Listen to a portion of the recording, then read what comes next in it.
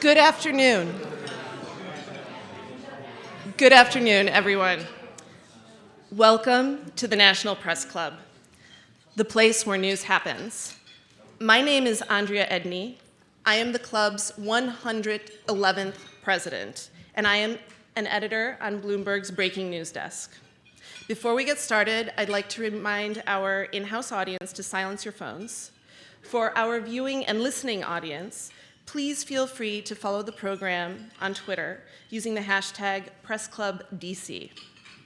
I'd like to acknowledge members of the headliners team responsible for organizing today's event: Betsy Fisher-Martin, Lisa Matthews, Danny Selnick, Bill Lord, Tamara Hinton, Lori Russo, and Press Club staff, specifically Lindsay Underwood and Executive Director William McCarran. Sitting at the head table, and please hold your applause until we've introduced everyone. We have Heather Forsgren Weaver, freelance journalist and member of the NPC Headliners team. We have Thomas Burr, Washington bureau chief for the Salt Lake Tribune and a past president of the National Press Club. We have Wesley Lowery, national reporter at the Washington Post. We have Austin Flake, Senator Flake's son and a student at Brigham Young. We have Hunter Walker, White House correspondent at Yahoo News. And we have Mrs. Cheryl Flake, Senator Flake's wife. Coming from this end, we have Courtney Norris, assistant producer at PBS NewsHour. We have Bridget Bowman, politics reporter at Roll Call. We have Dallin Flake, Senator Flake's son, a senior in high school who's just been accepted to Brigham Young. We have Danny Selnick, senior vice president of strategic markets at Business Wire and the NPC Headliners member who organized today's luncheon. We have Kieran Murray, the Washington bureau chief at Reuters.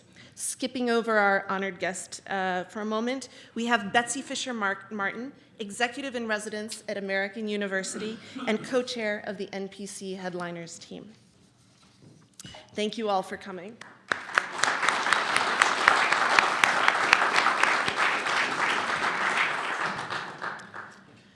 For our C-SPAN and public radio audiences, please be aware that in this audience here today are members of the general public, so any applause or reaction that you may hear is not necessarily from the working press.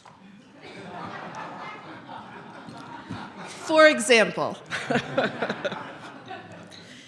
today's speaker has a reputation for standing up for his convictions and making news. From the speech he gave on the Senate floor rebuking President Donald Trump's repeated attacks on the media, to the op-ed he wrote for the Washington Post, in which he criticized Congress for its failure to approve protections for young immigrants with Daca status, Arizona Republican Senator Jeff Flake has earned his reputation. More recently, Senator Flake announced in the wake of the Parkland, Florida shooting that he is backing a bipartisan bill to raise the minimum age required to buy a semi-automatic rifle. Last June, when shots rang out during practice for the annual congressional baseball game, Senator Flake was on the field. When the shooting stopped, he ran to help House Majority Whip Steve Scalise and even called the congressman's wife so that she would know what was happening. In September 2014, Senator Flake and New Mexico Democratic Senator Martin Heinrich were featured on a Discovery Channel reality TV show called Rival Survival. The two stayed on a small Micronesian island for 6 days. Senator Flake later joked during an appearance here at the National Press Club that perhaps then Democratic leader Harry Reid and Majority Leader Mitch McConnell should also spend time on that remote island. We should ask him later whether he still thinks this would be a good idea. In August, Senator Flake published a book, Conscience of a Conservative, A Rejection of Destructive Politics and a Return to Principle. In October, he announced he would not seek re-election. He is a fiscal conservative and a privacy advocate, chairing the Senate Judiciary, Privacy, Technology, and Law Subcommittee. He also serves on the Energy and Foreign Relations Committees. Before his election to the Senate in 2012, he served in the House for more than a decade. He is married with 5 children. He was born in Snowflake, Arizona, a town named in part for his great-great-grandfather. Now, having survived reality TV, speaking before the National Press Club should be a breeze. So please join me in welcoming to the National Press Club, Senator Jeff Flake.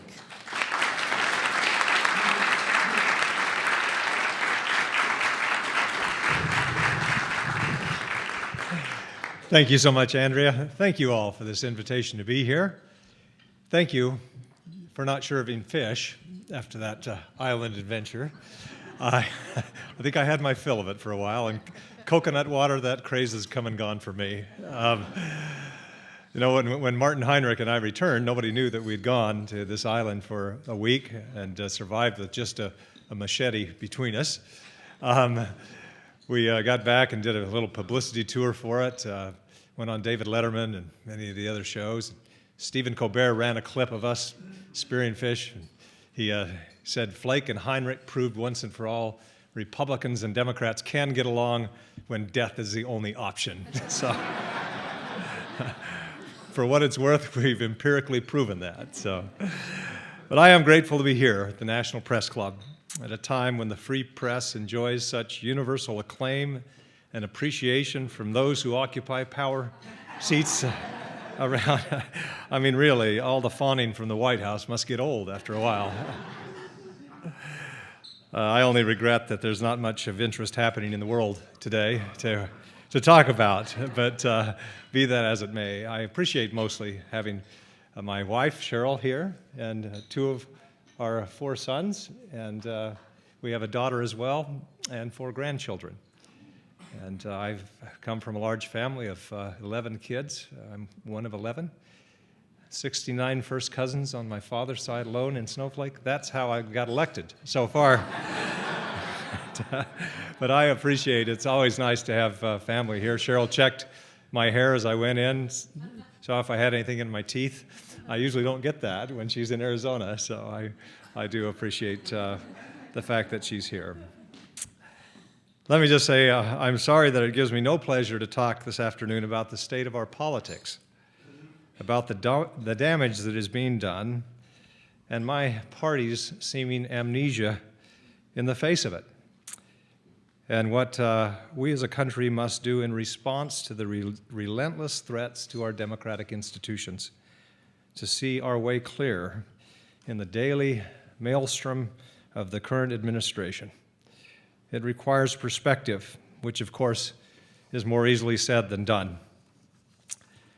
I've always thought that perspective, and this may reflect some geographical bias, that perspective is most easily attained for a Westerner. I grew up as a kid on the F-Bar Ranch in rural Arizona. If we needed to gauge the condition of the range, to find out where the cattle were feeding, to determine whether the stock tanks had water, or to measure the damage to roads and fences after a flood, we would find the highest hill or butte and ride up it on our horse. From such a vista, we could dispatch cowboys to gather the cattle, machinery to shore up the roads, workers to repair fences, to restore some semblance of order. There are no tall buttes in these parts, no vista offering a clear panoramic view. But it's nonetheless our obligation to assess the condition of our politics, to mitigate and repair the damage. Because as we are discovering, and as we will discover for years to come, there is no damage like the damage a president can do. This is not a normal political speech, for these are not normal political times. Wishing it were so will not make it so, or otherwise will not make it so, and pretending that the state of our politics is not dire will not save us from its consequences. This is not a time for pretending. This is a time for defending our democratic institutions and for resisting the resurgent authoritarian impulse the world over. Now, defending democratic institutions ought not be a controversial idea, and it hasn't been so until very recently. But recognizing that our institutions are under threat from within, with clarity, seems to be the most basic obligation of the Article I branch of government, the Congress, whose power is, in theory, equal to that of the President. Conservatives in Congress used to be very clear about their institutional prerogatives and their obligations under the Constitution. I should emphasize, used to be. Over the past several months, I've had occasion to take to the Senate floor to describe with alarm the state of our democracy as I see it. Simple acts of conscience have never seemed more important. Of course, it seems at times that speaking in measured tones in the face of the routine vandalism to our democratic norms is about the same as whispering into a hurricane. But we must speak out. For a politics that keeps us silent when we should speak is worthless in the defense of the things that we hold most dear. As an article of faith, I believe that if one voice can do such profound damage to our values and to our civic life, then one voice can also repair the damage. One voice can call us to a higher idea of America. One voice can act as a beacon to help us find ourselves once again after this terrible fever breaks, and it will break. We will get through this, and when we do, there will be much work to repair the damage. There will have to be an accounting for how we got here so that we might not find ourselves here again. There will have to be an American restoration, and for the sake of the common good and for basic human decency, we will have to create a new politics. This will be the obligation of all of us, those of us in elected office, those of us who will soon not be, and those of us too smart to ever engage in politics in the first place. Just as happens after a great storm leaves ruin in its wake, we will come together to rebuild, to shore up the foundations of our institutions that have seen such a gale lately from the unpredictable storm that is in the White House. We will throw our backs into reinforcing the beams of the American system of justice to make sure that never again will the independence of the judiciary be so threatened and the tenets of justice be so abused. It is a measure of how far we have fallen when we must fight for the basic ideas of American liberty and for the preservation of basic norms, such as that the Attorney General is not the President's personal lawyer, and the FBI Director does not owe the President personal loyalty, but rather loyalty to the Constitution, to name but two. In the wake of this storm, we will once again make clear to our allies that we are allies, and we will never again be afraid to remind friend and foe alike that it is our values that make America, America. We will not wink and nod at dictators, nor will we congratulate them for the good job they are doing in their programs of extrajudicial killings. Nor will we host them in the Oval Office, nor will we hesitate to punish them for attacking our elections. Nor, when this period is behind us, when the Congress passes Russia sanctions with a sense of urgency, then we can be sure that we will implement those sanctions immediately. No excuses, no waiting. We will be crystal clear and unambiguous in our defense of this country against the rogue ambitions of the likes of Vladimir Putin. There can be no passivity regarding the demonstrated Russia threat.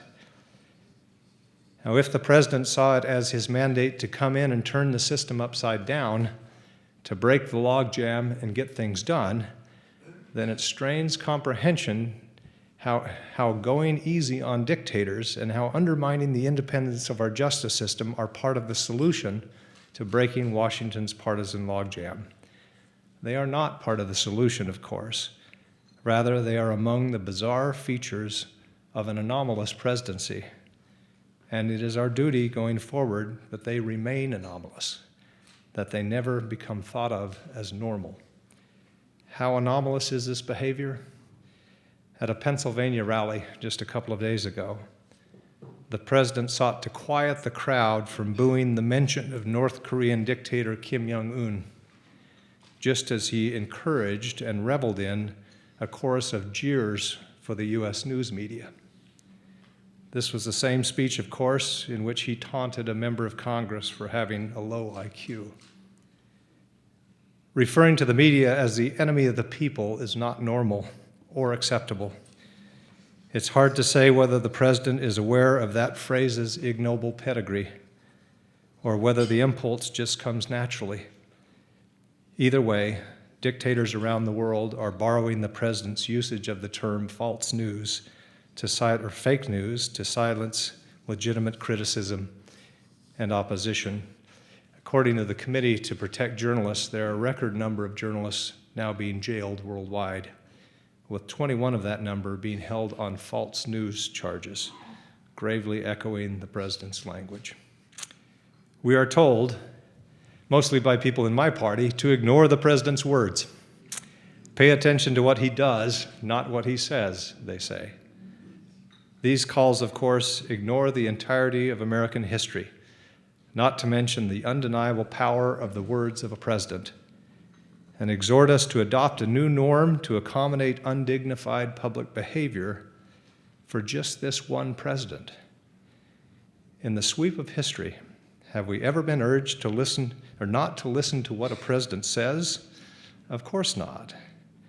As such, admonitions are preposterous now, accommodating the unacceptable, willingly adding deafness to our already stunning blindness.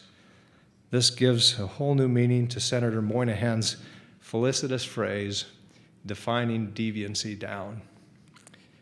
We will get through this, and when we do, perhaps what will be most remembered will be this war on objective reality and the reflexive impulse to speak falsely. This is a problematic trait in business. It's a serious problem in personal relationships. But as a defining character trait, it is absolutely devastating in an American president. If one's word is one's bond, then the bonds that bind Americans to each other and to the world are truly imperiled. There is nothing that will be more vital than to expunge from the American record than this frenzied attack on the truth. There are few jobs that will be more difficult than putting that particular horse back in the barn.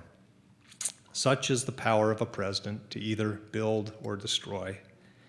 And the irony should not escape us here, that someone whose name has become known as a builder would have such a penchant for destruction.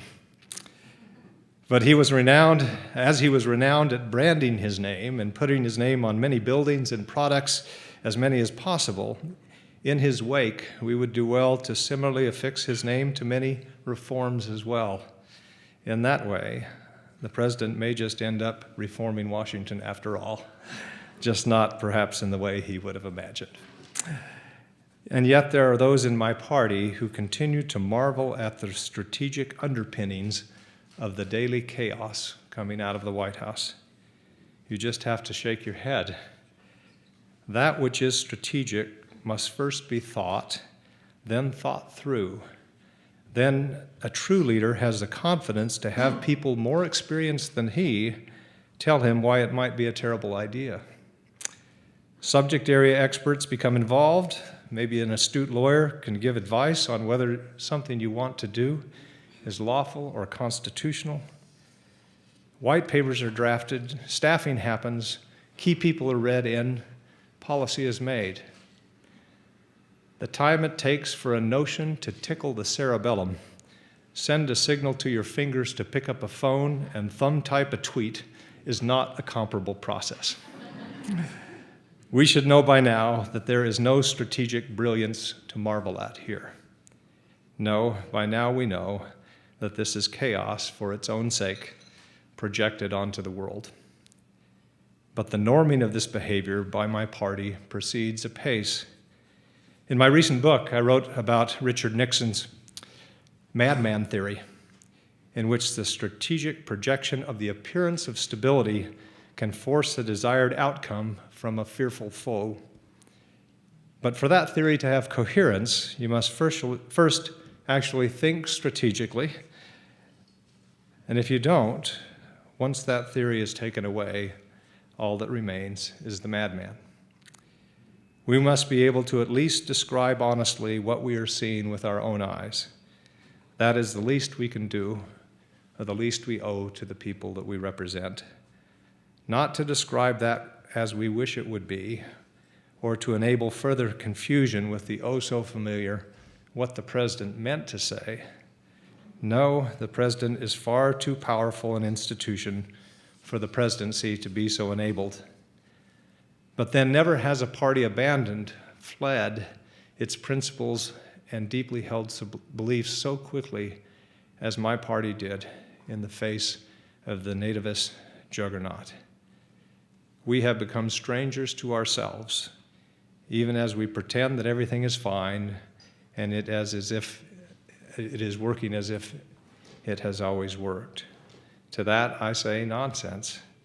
If my party is going to try to pass off the degradation of the United States and her values from the White House as normal, if we're going to cloister ourselves in the alternative truth of an erratic leader, if we are going to refuse to live in the world that everyone else lives in, and reckon with the daily reality that they face, including their very real and understandable anxiety that they feel, then my party might not deserve to lead. It has been a twisted road to this point, but we must see our way out of it. And that, of course, requires a recognition of the danger that we've put ourselves in. It requires accountable leadership, and it requires good old American willpower. We will get through this, and when we do, how refreshing it will be to once again have leaders who can take criticism and not succumb to the impulse to attack the critic and the criticism, reflexively calling everything that doesn't suit him fake news or un-American or treasonous. How refreshing it will be again, once again, to know where the buck stops. That poor buck, lost out there, looking for someone, somewhere, to take responsibility. F. Scott Fitzgerald, near the beginning of one of the greatest American novels, The Great Gatsby, had his main character, Nick Carraway, after a period of trauma and disillusionment, waiting for the world to stand at moral attention forever, no longer interested in riotous excursions. The United States, after this riotous excursion, would do well to stand at moral attention for a spell.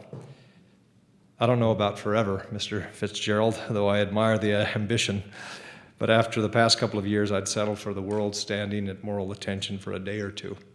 That would be a good start. We could all stand to be chastened for our part in this. It's been a long, tortured process that has gotten us here, and it will take a lot of will and work to get us out of here, to once again put the interests of the people that elect us ahead of the prerogatives of power. It shouldn't be hard because it is basic, but it will be hard.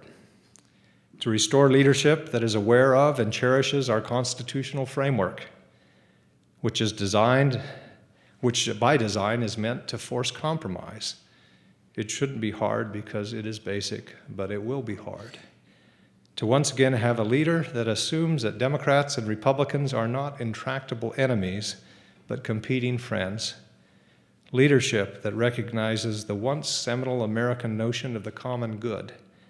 It shouldn't be hard because it is basic, but it will be hard. To swing the pendulum away from the toxicity of our current moment, we must recognize the good in our opponents.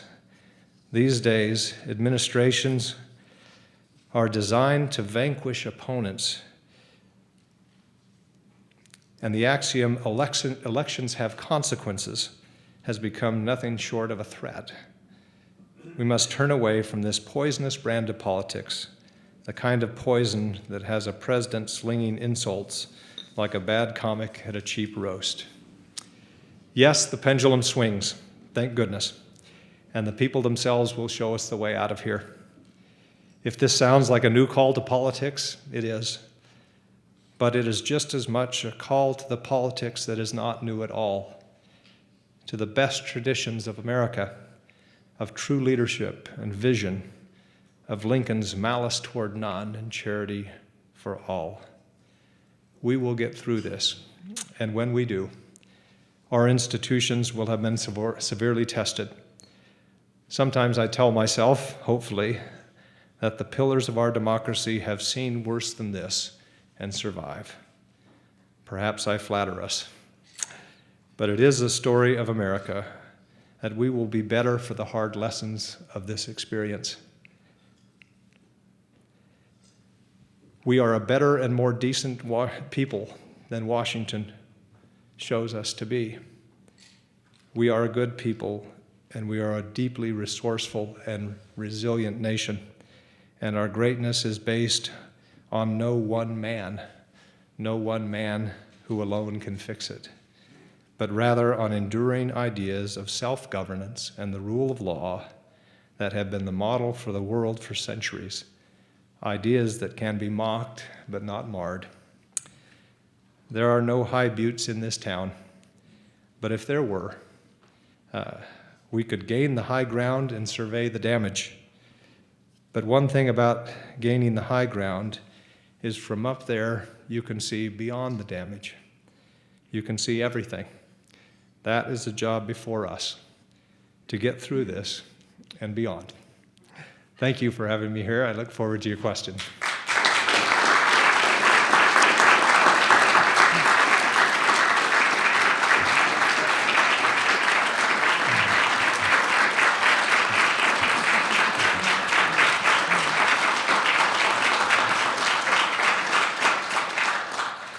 Thank you so much, Senator. You have said, I think this question is on the minds of a lot of people here today, you have said that President Trump should be challenged by a conservative like you. Will you be running for president in 2020? Next question. Are you considering running for president in 2020? No. I am not running for re-election to the Senate. Running for president is not in my plans, but I have not ruled anything out.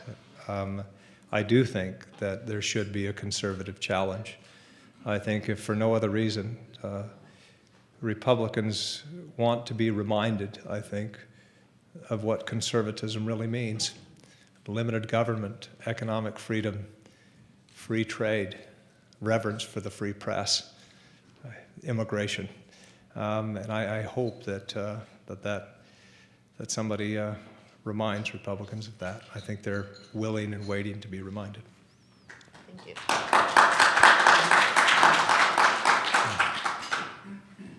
So, in light of that, what do you think it would take for a Republican challenger to have a real shot? And do you think the donors' support would be there? Well, make no mistake, the Republican Party right now is President Trump's party. I think that that's reflected in polling that you'll take out there. Let me put it this way. Those who vote in Republican primaries are overwhelmingly supportive of the president. I don't think that will always be the case. And I think that could turn and will turn and must turn. But that is the case right now. So it would be a tough challenge for anyone to take. And I just hope someone does it. For the Senate race, will you be supporting Mitt Romney? Sure. Mitt Romney is a good man. I'm glad that he's decided to run for the Senate. We need Mitt Romney in the Senate. We need an independent voice and somebody who will enter the Senate chamber with immediate gravitas and someone who can work across the aisle and actually, I think, create a whole new power center in the Senate. I think that's desperately needed. How concerned are you that Republicans could lose your seat in November? That is a concern. I think what happened in Pennsylvania just yesterday is still happening, I guess. Should be a big wake-up call for Republicans. I think once again we're testing the limits of Trumpism. We're realizing that you can only drill down on the base so far, and that we have to appeal to a broader electorate. And if you can't win a race in a plus 20 Trump district, then it's really going to be tough to win in purple states. How was President Trump able to win over the Republican base so quickly, do you think? And what role did social media play in this, according to you? It surprised me, as I've written and just talked about, at the speed at which that happened. Populism is called populism for a reason. It can be popular, and every country goes through spasms of it for a while until we realize you have to govern and govern effectively. But certainly social media aided considerably, because he could go around the traditional media, and traditional vetting that usually occurs just didn't occur. But I think it surprised all of us how quickly that happened. You just said there can be no passivity on the issue of election interference. Do you believe that your Republican colleagues in Congress have taken seriously enough the threat to our democracy posed by Russian interference in the 2016 election? And a follow-on on that, sorry.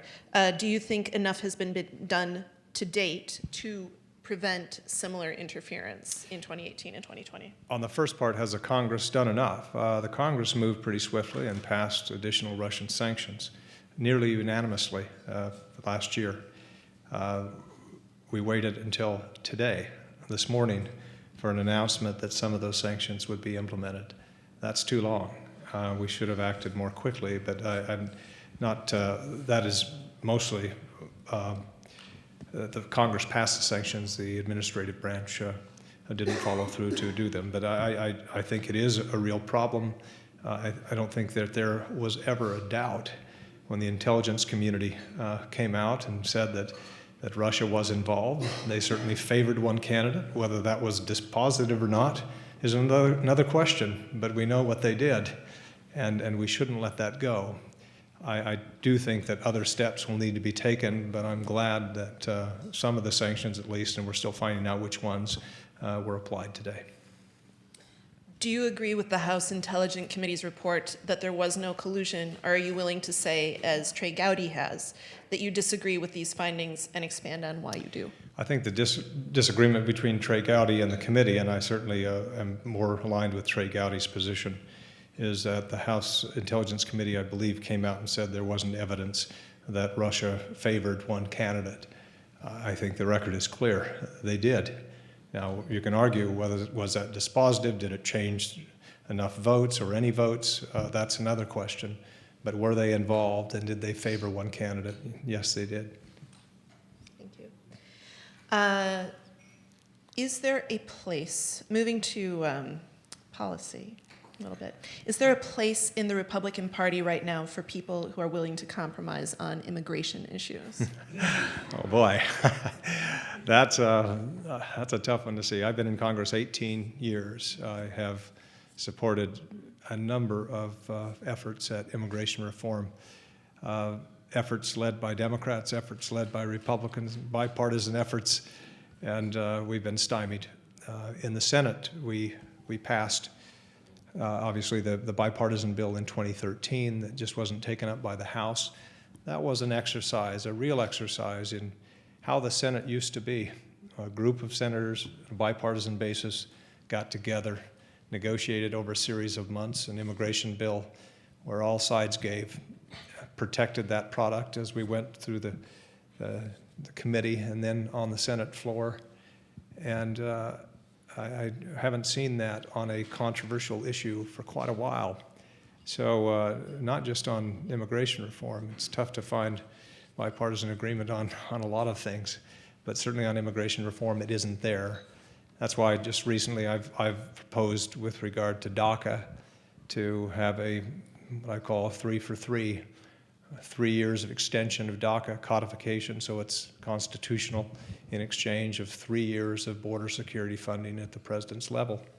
That, we're told, is now being considered, maybe to put as part of the omnibus spending bill. But that's, let's face it, that's just a half measure kicking the can down the road again to solve this issue. We just don't have a bipartisan consensus. What should we do with the Dreamers? I think that we should offer a path to citizenship. These kids came through no fault of their own. They are, with the exception of having the documentation, Americans, and we ought to offer that to them. What we do with the broader population, obviously, will be negotiated between the parties. But with the Dreamers, and I do commend the White House for coming forward and saying for 1.8 million, that should be the path. And so they did take a step there. We weren't able to fix the other issues. And let me just mention on that one, the president came forward as he offered the 1.8. He said that there needs to be 4 pillars: the Daca part, border security, getting rid of the diversity visa lottery, and deal with chain migration. During that time, for those who argue that, as I mentioned in the speech, that the words of a president don't matter, just the actions do, I can tell you words matter a lot. In 2013, as part of the bipartisan bill, we had an agreement, Democrats and Republicans, to completely eliminate the diversity visa lottery. We reallocated those visas elsewhere, mostly to employment-based sources. We had every Democrat in the Senate voted for that final product to get rid of the diversity visa lottery. And then, during the course of events of the negotiations over this Daca fix, the president made the comment about African countries. And since that time, it's been impossible to get bipartisan consensus at all on diversity visa. It's been too tough politically to touch that, just given what the president said. Not what he did, but what he said. And so that makes a difference, and it's been very difficult to come to a consensus. Do you believe then that the Trump administration has bettered or worsened racial tension in this country? I certainly don't know that it's any better. I did think that would be tough to argue, but I'm not an expert in that field. Do you personally support President Trump's proposed wall along the Arizona-Mexican border? I do support additional border security. Coming from a border state, we've needed it for a while. But the image that's conjured up by a wall, a concrete, opaque structure, it would be tough to find 1 mile of the border where that makes sense. Obviously we need better barriers in some places, surveillance, equipment, or personnel in others, but a large, long wall that everybody conjures up when they hear the wall, no, that's not needed. Border security, yes. A 2,000-mile wall, no. And I do think the president has come around on that. He's referred to now as a see-through wall. That's what in Arizona we call a fence. And we are replacing some things that approximate a wall. The old landing strip, the Vietnam-era landing strips that we turn on end and put in cement. And we've had those for portions of the wall in some of the communities. The problem with that is you can't see through it, and people throw rocks over it onto Border Patrol cars, and people getting hurt. So we've been taking those out and putting a bollard-style fence, a very secure fence. And that's what is needed in many of the areas along the border, is a more secure fence, but not a wall. Thank you. Let's turn to trade in the economy. You have railed against the president's plan for tariffs on aluminum and steel. Why do you think that's bad policy? I think tariffs are just bad policy. I'm a free trader. It's tough to win a trade war. Nobody wins trade wars. And when the president came up and said, no, it will be flexible tariffs, I think that marries two poisonous things for the economy. One, tariffs, and two, flexible tariffs means uncertainty. And so you can't wake up one day and say, I like Australia today. It's a lower tariff. They displease me tomorrow. I'll up the tariff. How in the world can we convince other nations to enter into trade agreements with us if we act like that? And let me just say my own feeling on trade. We are less than 5% of the world's population. We are just over 20% of the world's economic output, and shrinking, not because our economy is shrinking, but the developing world is growing faster. If we don't trade, we don't grow. And the decision to not continue with Trans-Pacific Partnership will be devastating long-term, particularly for geopolitics in Southeast Asia. Those countries want to be part of our trade orbit, but without multilateral trade deals, they'll find it difficult to do, and they'll simply be in China's trade orbit. Speaking of, why do you worry that our current trade policy gives China the advantage? Oh, that's easy, because we're basically ceding territory to them with the TPP by not giving countries the option to be in our trade orbit. Then China fills the vacuum. Just after the election, I was down in Mexico City at that same time, because the president was, and in fact, when we were down there, the announcement came that we would exit the TPP. I think the president of China and the president of Russia were traveling around the country, some in South America, in Peru at a trade summit there, saying if they won't deal with you, we will. And so it very much emboldens and benefits China for us to pull back on trade deals. This question comes from an Arizona resident here today. Would you support a moratorium on uranium mining in the Grand Canyon until there's a guarantee against groundwater contamination and contamination of the Colorado River? Oh, certainly. There's no uranium mining that's going on in the Grand Canyon. I think what they're probably referring to is in the Grand Canyon watershed, or the larger area. Certainly uranium mining that can happen with the modern type of uranium mining can go on a long way away from the canyon without harming our national treasure. I would never do anything that would harm Arizona's national treasures. But we obviously want to see economic development where we can have it as well, particularly for rural areas in Arizona. You have been a longtime foe of the Farm Bill, specifically farm policy. In this, we're talking about 1/4% of all federal spending. Right now, the current Farm Bill is on track to save about $100 billion, which is 4 times more than originally estimated at the time of passage. So how can the Farm Bill and farm policy get you worked up when you voted for Trump's tax bill, which is expected to increase deficit spending by more than $1 trillion over the next decade, according to the CBO? Part of my problem with the Farm Bill is not just the waste in subsidies, and we have a lot of programs where there's crop insurance as well as counter-cyclical payments and other things where you simply don't save money. And they also wreak havoc on our trade deals. We are currently paying Brazil, for example, so that they can subsidize their cotton farmers so we can continue to subsidize ours. Brazil successfully challenged us in the WTO because we were providing too many subsidies for our farmers, and instead of backing off our own subsidies, we agreed to subsidize theirs. That's how ridiculous sometimes it gets. But when I was arguing back in the House days early on, I went to the floor and was arguing against some of these farm subsidies, and a Democrat from the South got up right after me, and he said in a thick drawl, he said, "That young feller just spoke, doesn't know a lick about farming."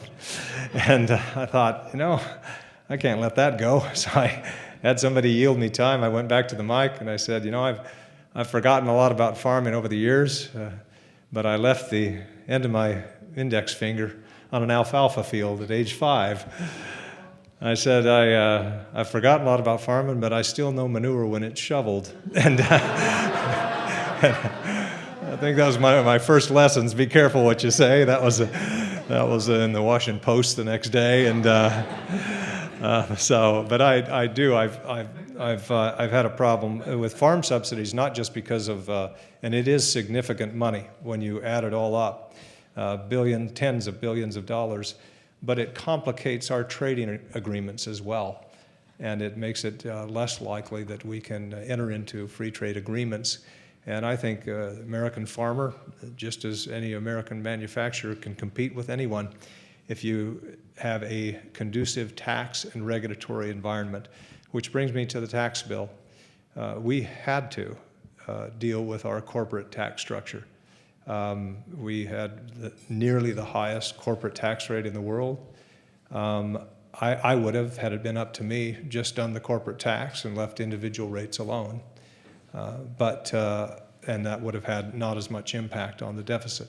But I do believe, I am a supply side guy, I do believe that increased economic growth with a better regulatory environment and a better tax environment can lead to economic growth, which will help in the area of revenues to government. And believe me, we have got to get back to higher growth because we have entitlement programs, other mandatory programs that are eating us alive and will continue and increasingly do so in the years to come.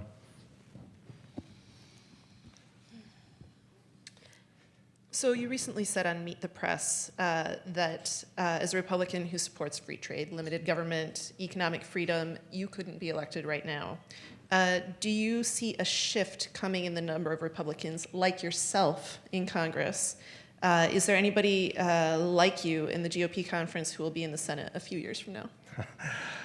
I'll let them speak for themselves, I think, on that. But somebody like Mitt Romney. Mitt Romney is very much a free trader and believes in limited government, and I believe will be part of a bipartisan immigration fix as well. So I do think that we'll bring some more, but I am very concerned that that we are ignoring that autopsy that we did after Mitt Romney's loss for the presidency. The party conducted an autopsy, said that we've got to appeal to a broader base.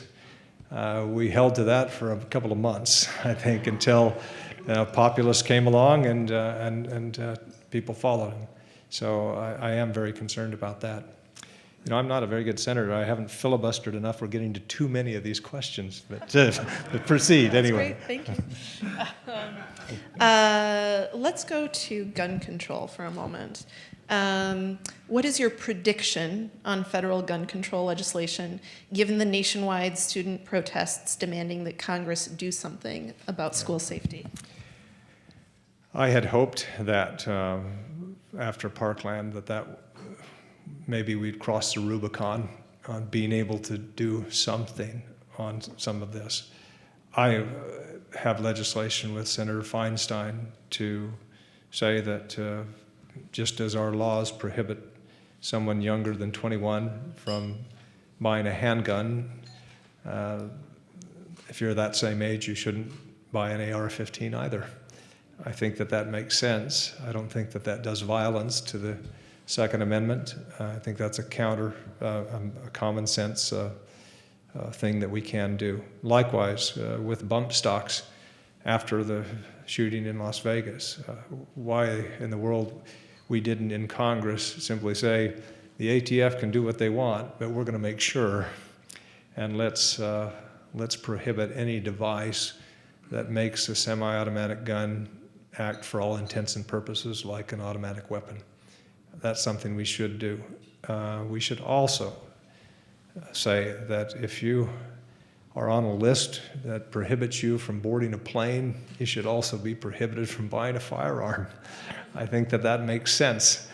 So I'd hope that we could get through these things, but if you want my prediction, I don't think we will get there. I think that we will pass maybe the School Violence Act, which provides additional monies and coordination, but no additional restrictions on gun ownership. And I think that there are common sense measures that we can take and should. Thank you. Moving to the First Amendment for a moment.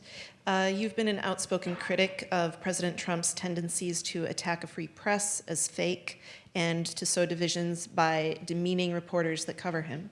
Do you have any plans, either now or after your retirement, if there is a retirement, to translate that criticism into action? Well, I think that that is a responsibility that all of us in elected office have, is to speak out. And speak out in favor of the First Amendment. If we can't do that, who are we? And now, let me just say, in defense of those who say, I can't respond to everything the president does or says, I am sympathetic to that, believe me. And I mean, if you had to answer every tweet or every statement, it would consume your whole day. As soon as you leave the office, there's a gaggle of reporters asking you about the latest outrage coming out, and I'm sympathetic to those, and I practice it myself a lot of the time, just say I can't comment on that. I've got a hearing to go to or something else to comment on. Having said that, when the president comes out and calls the press the enemy of the people, we all ought to speak out. We all ought to say that as president, you should be aware of that statement's ignoble pedigree. If you aren't aware, your staff ought to make you aware. That's not what we should do. And you shouldn't call real things fake and fake things real. That has consequences worldwide. As mentioned, we have a record number of journalists being jailed, many on false news charges. And that's something that we ought to, as legislators who have sworn an oath to defend the Constitution, ought to stand up and say, we're going to defend the First Amendment. Hear, hear. As an outspoken critic of the Trump administration, do you believe there are grounds to begin impeachment proceedings? I don't. If the House switches control, there are some on the Democratic side who've said they would start that. But if impeachments proceedings were brought forward, we can never say what will come up in those hearings. But I don't think that what the president has done rises to that level at this point. Do you believe that President Trump, who has fired many members of his administration in the past 14 months, will ultimately fire Special Counsel Robert Mueller? I don't.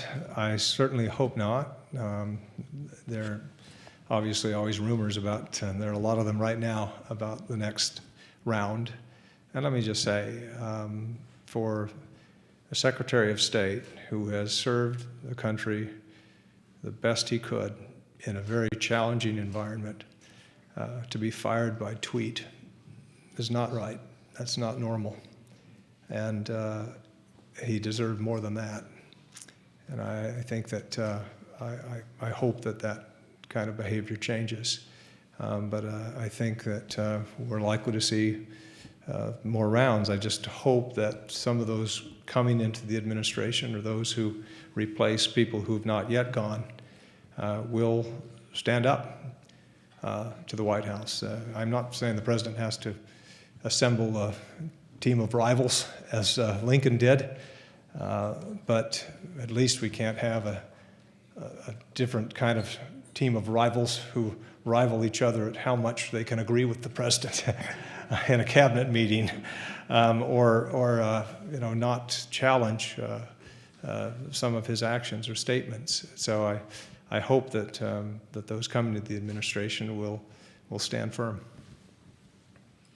You enjoyed a good relationship with Mike Pence when he was in the House. What do you think about the role he's playing in this administration, and what do you see as his strategy here? Mike and I both ran think tanks in the 1990s, conservative think tanks. He in Indiana, me in Arizona. We were fast friends as soon as we got to Congress together, and remain good friends. And I'm glad Mike is where he is. And obviously we have differences on some of the policy coming out, but he remains a friend. Thank you. Has your Mormon faith played into your criticism of President Trump or informed your decision to be vocal about your concerns? Anybody who professes to be religious or to have a faith. I would think that influences their actions, hopefully makes them a better person. I know my religion certainly has had that effect on me. It's to make bad men good and good men better. But I don't know that certainly nobody in my church ever says, "No, that's your responsibility to criticize the president." That's not how it works at all. But there have been a lot of articles written, I could tell you, about that maybe a disproportionate number of Mormons have maybe stood up or been more vocal during this administration. I'll let others be the judge of that. But for me, I've felt it a responsibility to stand up. And obviously an easier path to re-election is to go along, to get along, and be okay with where the president is, to be okay with some of the policies or condone the behavior. But for me, just speaking for me, I couldn't do that. And I would have enjoyed serving another term. I never had big plans to stay 40 years here, but maybe a second Senate term, but not at the cost of actually agreeing with the president's policies or condoning that behavior. I think that it behooves some of us at least to stand up and say, this is not normal, and that we will get beyond this. And we need to get beyond this, because if we have politics like this, and it's this demeaning and this indecent, where do we go from here? Particularly with a media culture, particularly social media, that simply exacerbates or rewards the extremes. So I think that some of us need to stand up now. Thank you very much. Thank you for having me here.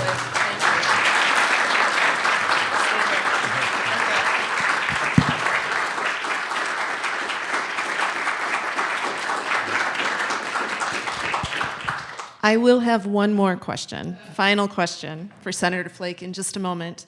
But before we ask him this question, I'd like to present Senator Flake with a mug from the National Press Club. We give it to all of our speakers. Senator Flake, thank you so much for being here today. Please accept this token of our gratitude. Use it in good health. Thank you.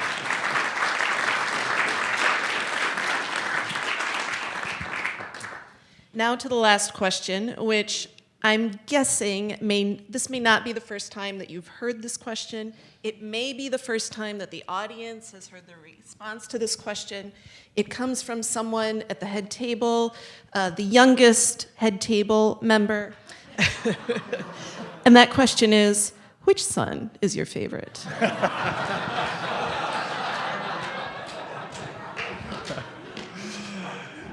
I may not be very smart, but I'm smart enough not to answer that question.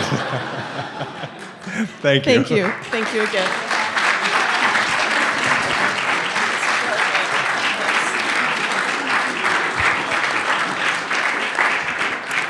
Everyone, before you leave, I'd just like to let you know about a few upcoming events.